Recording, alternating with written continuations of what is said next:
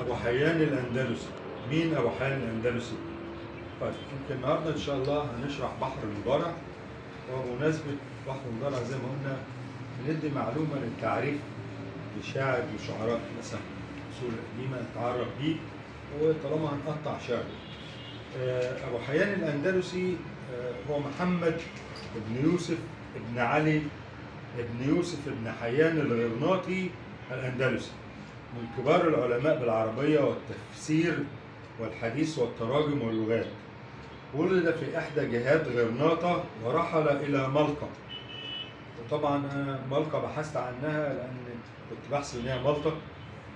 لا، ملقا في بلاد الأندلس، في الأندلس في جنوب اسبانيا. ملقا في جنوب اسبانيا، بلد كبيره، ميناء كبير. ايوه. وتنقل الى ان اقام بالقاهره، وتوفى فيها بعد ان كف بصره. واشتهرت تصانيفه في حياته وقرأت عليه، يعني حتى الحاجات بتاعته لما اصيب بفقد البصر بقوا يقرأوها عليه، يعني اشتهرت تصانيفه في حياته وقرأت عليه. له درر في المؤلفات كثيرة جدا، له مؤلفات كثيرة، ولعل أهمها البحر المحيط في تفسير القرآن 8 مجلدات، وطبقات نحاة الأندلس، وله مراجع وكتب يعني كثيرة جدا، اللي عايز يبحث هيلاقي كتير جدا. له في الشعر برضو، له في ديوان في الشعر مرتبه بالحروف الأبجدية، وجدوه في خزانة الرباط، 69 أوقاف تقريبا، ده الترقيم بتاعه هناك أو كده يعني. نشر أحمد مطلوب وخديجة الحديثي في بغداد كتابا أسمياه من شعر أبي حيان الأندلسي.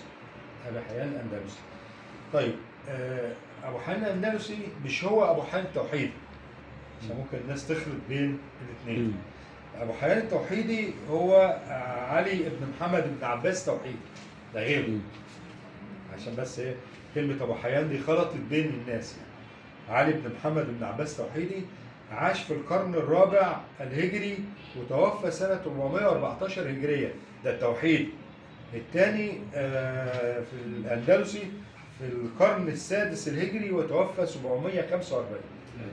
يعني بينهم حوالي قرنين تقريبا. طبعا بلده بغداد اللي هو توحيدي. تخصصه أديب وفيلسوف.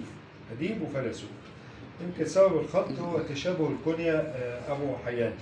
طبعا الأبيات اللي احنا هنقطعها إن شاء الله: رماني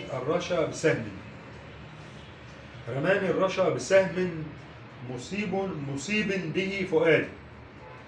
رماني الرشا بسهم مصيب به فؤادي، بطرف ند وفيه سنات نفت قادي، فجفني إلى سهاد وجنبي إلى قتادي، ودمعي جرى كسيل أتي يجي بوادي، وقلب حشى بجمر كقدح من الزناد، فصبري لدى انتقاص وحبي إلى ازديادي، فأن يرى سلوا لصب ضناه بادي، متى يرتشف جناها ينال غاية المراد، ويحيا بخير عيش ويأمن من الأعادي. دي الأبيات اللي احنا هنقطعها إن شاء الله النهاردة، ودي معلومة عن الشاعر بسيطة، وأشكركم جزيلا.